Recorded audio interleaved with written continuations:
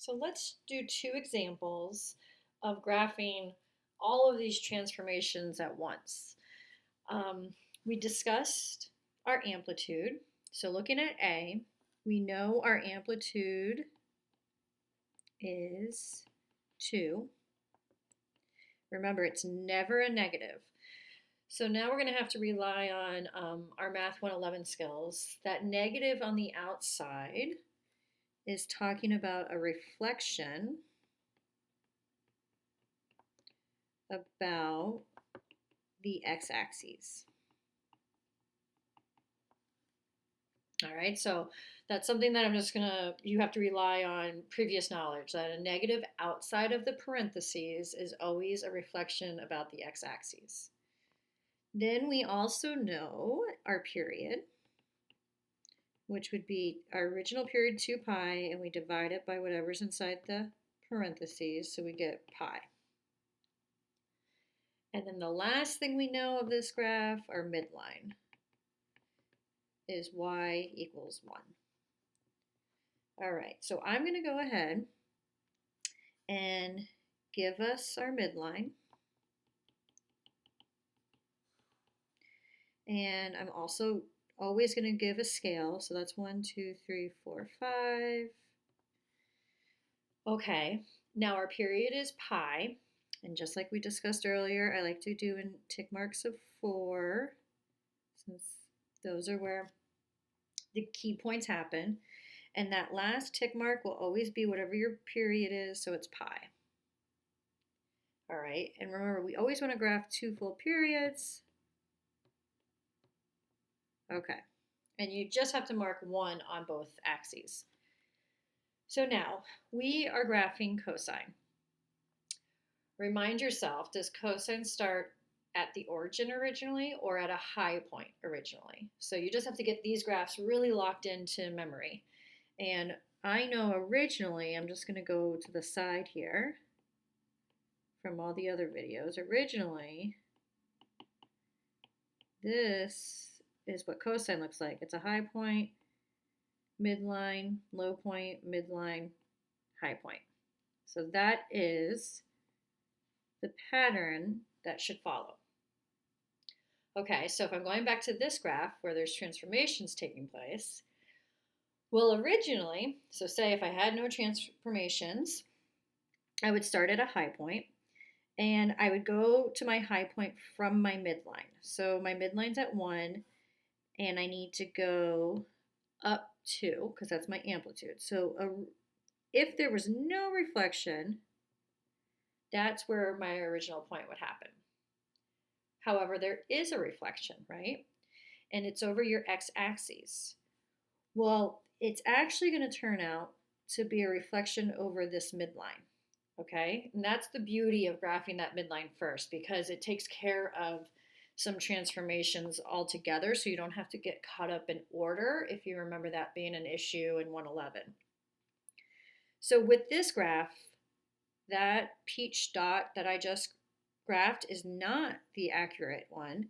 It should be, let's get the green in here, I should go 2 down because I need to reflect it over this midline.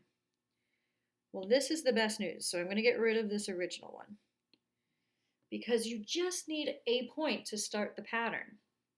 All right, well, that has to be your low point, right? Because your amplitude is 2. We know without even graphing this thing that our range has to be 2 down from the midline, so that would be -1, and 2 up from the midline, so that would be 3. So if I'm at -1, I know that's the lowest point I can hit. So now I just follow the pattern. So my next point would have to hit the midline. My next point would have to hit the high point. Then I hit the midline, and then I hit the low point again. Well, that's only one period, so I want to go on the other side. So again, just following the pattern. If I'm at my low point, my next one would have to be midline.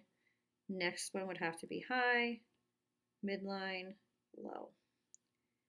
And here, whoops, I do want to change that arrow actually, because it can't go any lower, so I shouldn't show the reader that. Oh, that's fun. So I should show the reader that it would go back up, not straight down. All right.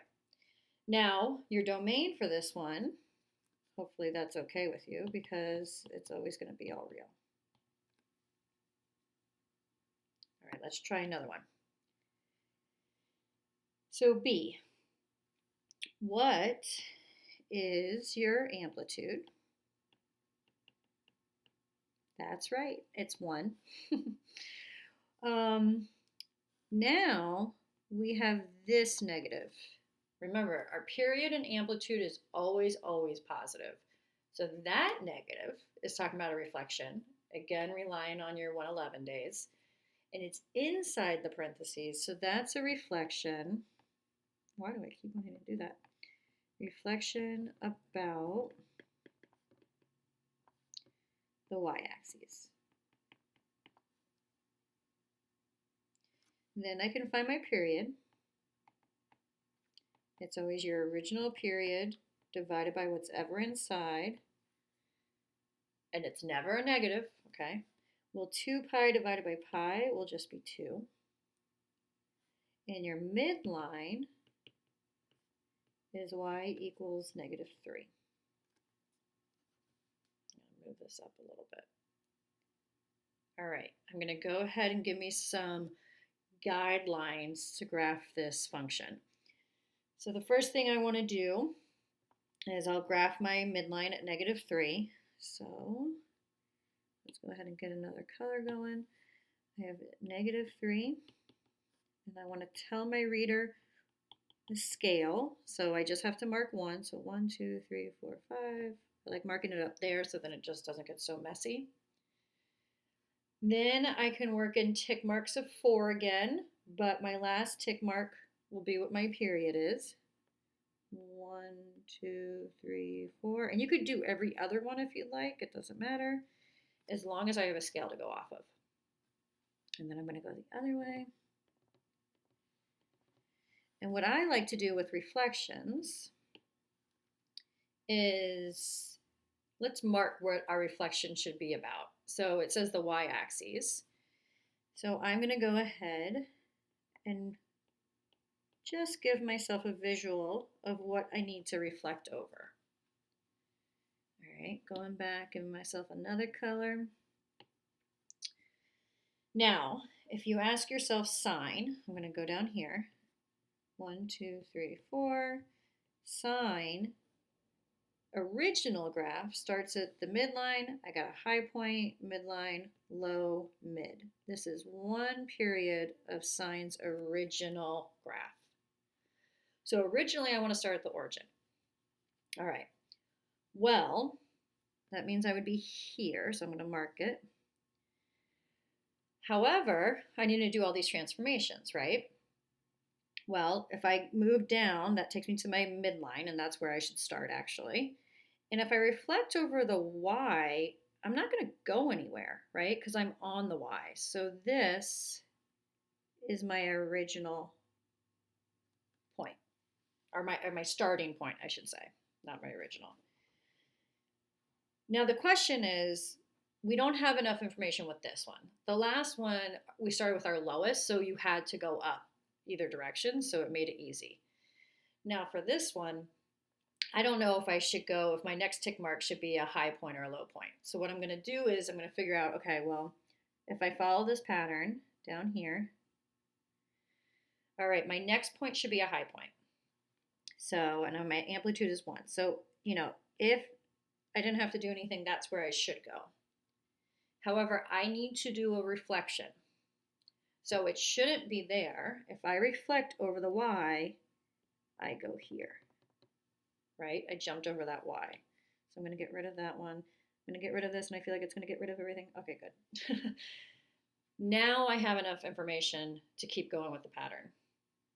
So I'm going to go, all right, well, that's a high point. Then I hit my midline, low point, midline. Okay, well, then I'm going to go over here. I'm going to go, again, since this is, I'm looking here, If that's a high point, midline, I got to go to a low point, midline, high point, midline. And so what we get, and make sure you're making curves, is that is your transformed graph. Okay, so reach out if you have any questions, and I'll see you next time.